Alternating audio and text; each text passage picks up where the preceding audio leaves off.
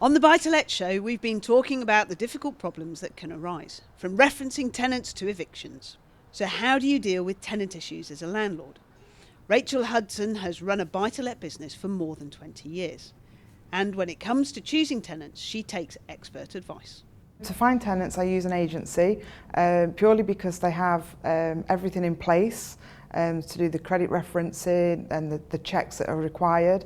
Then they move the tenants in for me, and this for me is more cost effective than me actually doing it myself.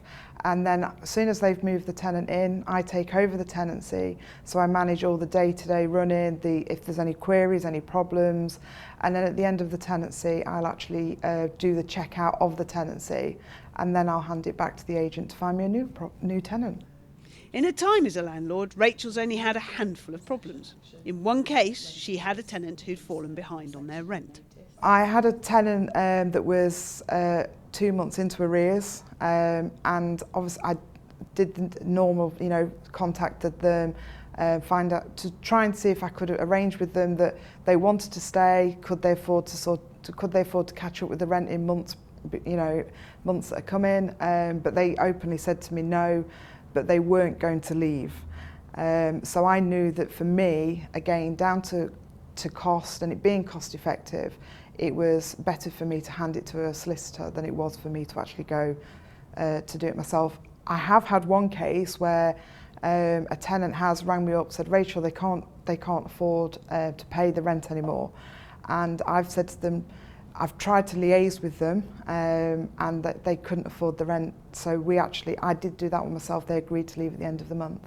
And for me, it was about how I communicated with the tenant. When it comes to an eviction, Rachel turns to her legal company.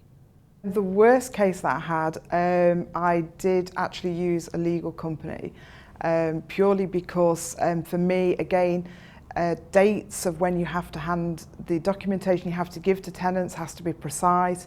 If you're a day over, it can get thrown out. So for me, again, it's that area of expertise. Because I don't have to do rent arrears very often, I always hand it over to my solicitors because they have more ways of dealing with it than myself. Again, like rent arrears, if you go through the whole legal process, sometimes they can agree with the tenant that they don't have to pay the rent arrears, but they'll leave.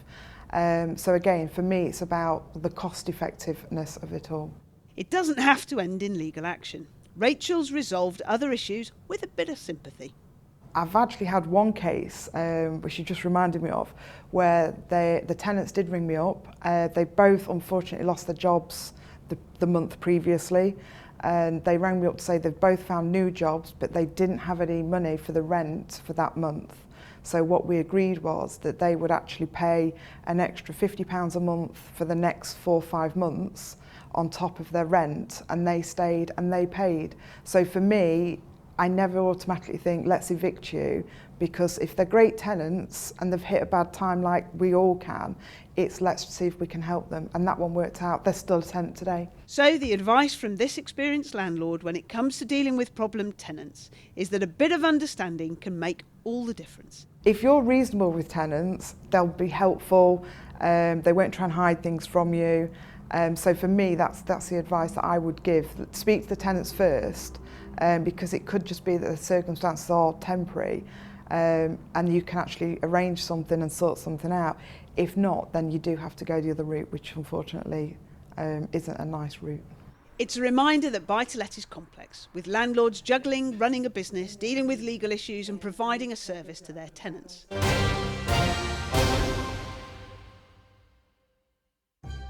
Here on the Buy-to-Let Show, we aim to bring you all the information you need to run a successful buy-to-let.